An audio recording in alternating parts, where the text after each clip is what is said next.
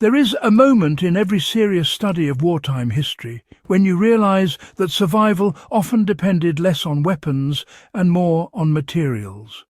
In the freezing Atlantic, on bomber airfields, in unheated barracks, and inside lifeboats drifting for days, warmth was life.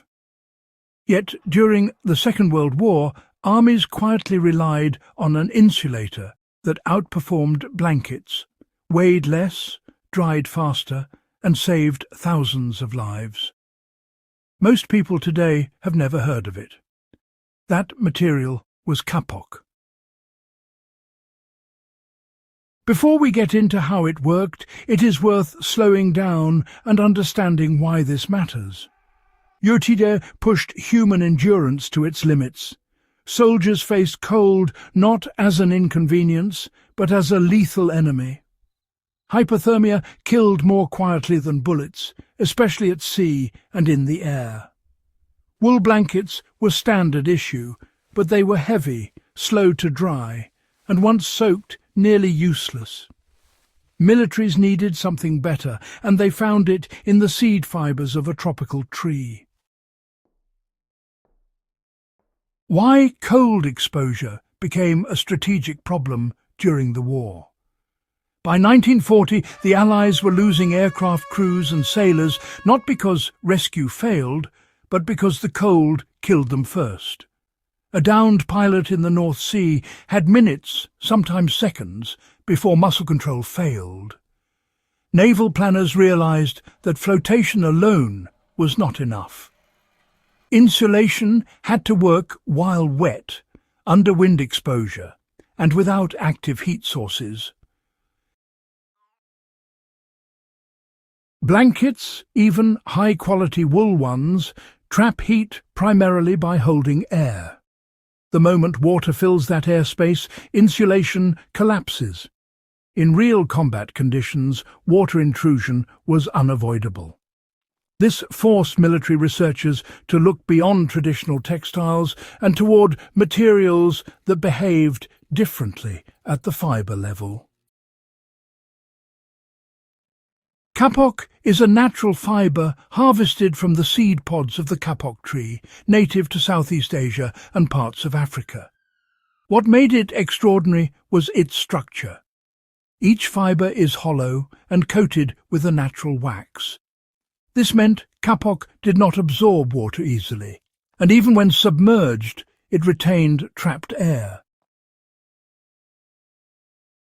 During the Second World War, kapok became the core insulation and flotation material in life jackets, immersion suits, cold weather flight gear, and emergency bedding. Tests showed that kapok-filled garments retained warmth far longer than wool blankets, especially in wet and windy conditions.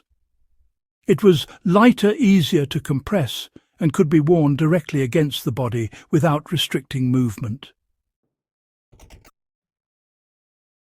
This was not theoretical science. Allied survival manuals explicitly noted that kapok insulation slowed heat loss in water by a dramatic margin. Pilots wearing kapok-lined suits could survive long enough for rescue where blanket-wrapped sailors could not. The key advantage of kapok was that it worked when everything else failed. Its waxy coating repelled water instead of soaking it up.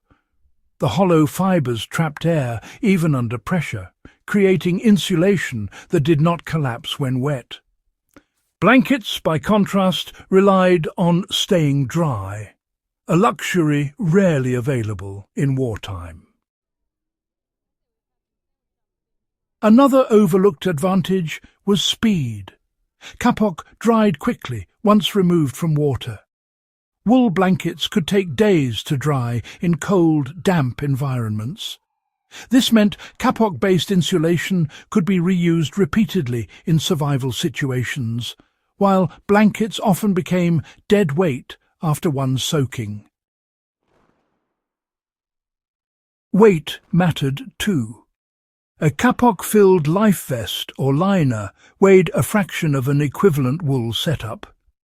For pilots and paratroopers, this translated into greater mobility and less fatigue, a detail that rarely shows up in popular histories but mattered enormously on operations.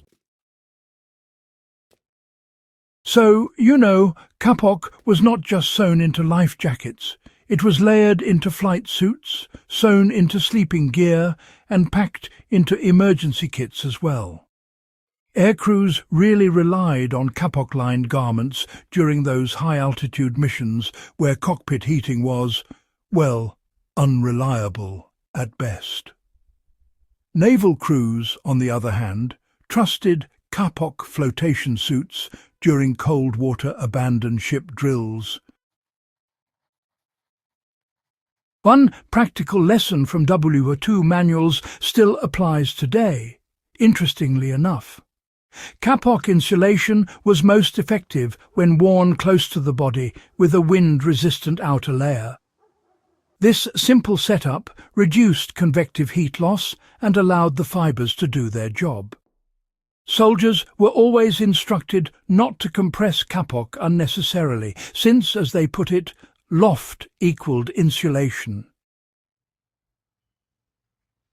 After WW2s, synthetic foams and petrochemical insulation took over, you see. They were cheaper to mass-produce, easier to standardize, and fit well into those post-war industrial systems. Kapok harvesting, by contrast, was labour-intensive and tied to colonial trade networks that, well, collapsed after the war. There was also a shift in mindset. Modern insulation focused on laboratory R-values rather than survival performance under failure conditions. Kapok excelled when wet, damaged or exposed. Modern materials often perform best only when intact and dry. For survivalists, historians and off-grid builders, kapok offers lessons even if the material itself is, a bit hard to source these days. The principle is clear. Insulation that resists water and maintains loft under stress really does outperform insulation designed only for comfort. Modern applications include, using hydrophobic natural fibres, prioritizing breathable outer layers, and avoiding insulation systems that just fail catastrophically when wet. Some modern manufacturers have quietly reintroduced kapok blends in outdoor gear, particularly for marine environments. For historical reenactors, restorers, or cold-weather preparedness planners, understanding how kapok was layered and protected offers a blueprint for resilient thermal systems. Kapok was not glamorous. It did not win battles or make headlines, but it kept people alive long enough to be rescued, to fight again, or simply to survive another night. In a war defined by industrial scale, this humble fibre proved that smart material choices could outperform brute force solutions. If you value overlooked history, practical survival knowledge, and the engineering lessons hidden in the past, make sure to subscribe to the channel.